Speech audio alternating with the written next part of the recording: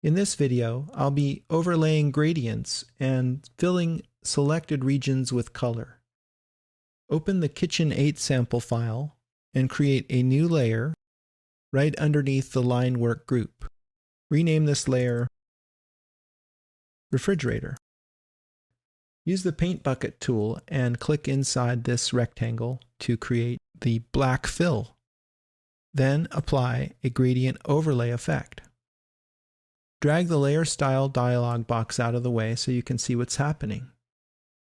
Change the angle to something over like this. Let's not have it be 180 because it's a little bit too formal, but by having a slight off angle it makes it more interesting. You can change the scale to be a more sudden transition between black and white or a more gradual one, and I think the more gradual transition looks better. You can also drag the gradient over here. I'd like this to be very bright, almost white, fading to a gray. Okay. Let's make a new layer above it, and I'm not going to bother this time to name it because I have something else in mind. I'm going to fill this particular burner and then apply a gradient overlay effect to this new layer. Move this out of the way. Because this is round, I'm going to change the style to radial, and I will increase the scale all the way to the maximum, and then reverse the gradient. It looks okay, although I think the white in the middle is too bright. So I'm going to click here on this gradient swatch to edit the gradient in the Gradient Editor dialog box. Because I want to change the white, I need to click on this stop.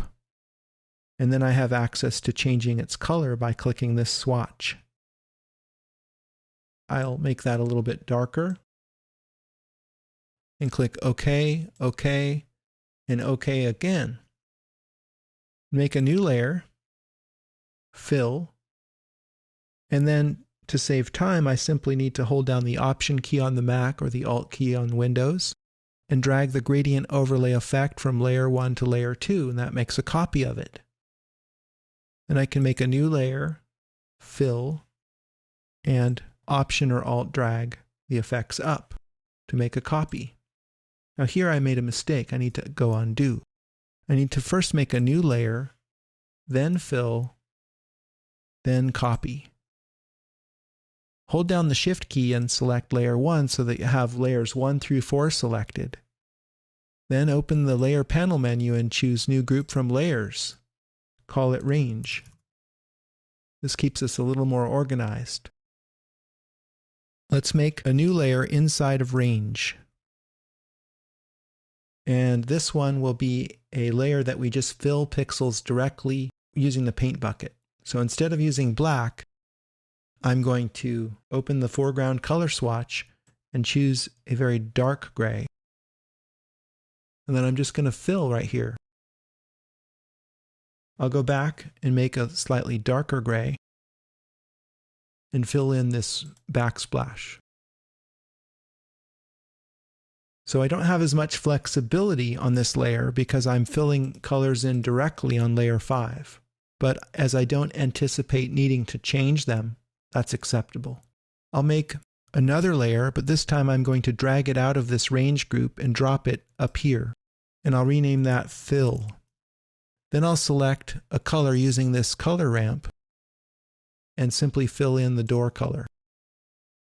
And while I'm at it, I'll fill in the sills surrounding the window. And then I'll zoom in closer here. Choose perhaps a slightly darker color to represent the window frame.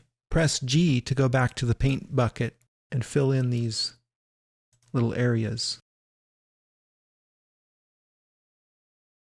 And again, this technique is suitable for situations where you don't anticipate needing to change the color. Here I'm going to select a light cyan, and I'll fill in these windows with this color.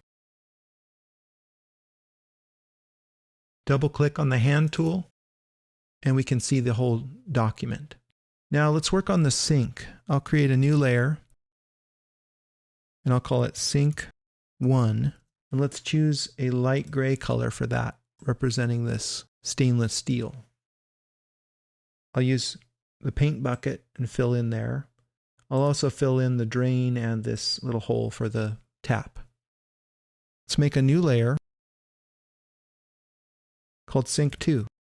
This time I want to fill in the sink itself, and just for clarity I'm going to fill that in with black.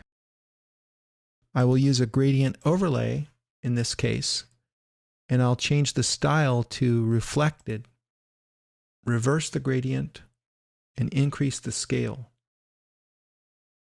So there you have it, multiple ways of applying gradients and filling in pixels where needed.